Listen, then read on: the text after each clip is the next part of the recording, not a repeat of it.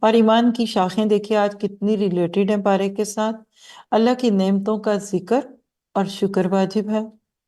نعمتوں کا شکر کیسے کریں گے؟ نحل 18 وَإِن تَعُدُّوا نِعْمَتَ اللَّهِ لَا تُحْصُوهَا إِنَّ اللَّهَ لَغَفُورٌ رَحِيمٌ۔ اور ابراہیم 7 میں شکر کی بات ہے، وَإِذْ رَبُّكُمْ لَئِن شَكَرْتُمْ لَأَزِيدَنَّكُمْ، یعنی نعمت شکر سے بڑھتی ہے۔ اللہ کا ذکر احزاب 41-42، یا ایھا الذین آمنوا اذکروا اللہ ذکرا کثیرا، اللہ ہمیں ذکر کرنے والوں میں شامل کر دے۔ ذکر الہی کا مقصد کیا ہے؟ کہ اللہ کے احسان مند ہوں، عاجزی پیدا ہو آپ کے اندر، شکر گزاری پیدا ہو۔ اس کے ثمرات کیا ہیں؟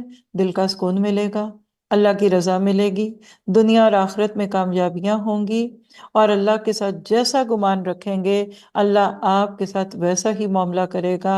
بخاری کی روایت 7405 میں اللہ نے حدیث قدسی ہے کہ اللہ فرماتا ہے میں اپنے بندے کے گمان کے ساتھ ہوں، جب وہ مجھے اپنے دل میں یاد کرتا ہے تو میں بھی اسے اپنے دل میں یاد کرتا ہوں، اور جب وہ مجھے مجلس میں یاد کرتا ہے تو میں اس سے بہتر فرشتوں کی مجلس میں اسے یاد کرتا ہوں، اور اگر وہ مجھ سے ایک بالش قریب آتا ہے تو میں اس کے ایک ہاتھ قریب ہو جاتا ہوں، اور اگر وہ مجھ سے ایک ہاتھ قریب آتا ہے تو میں اس سے 2 ہاتھ قریب آ جاتا ہوں، اور اگر وہ میری طرف چل کے آتا ہے تو میں دوڑ کے آتا ہوں۔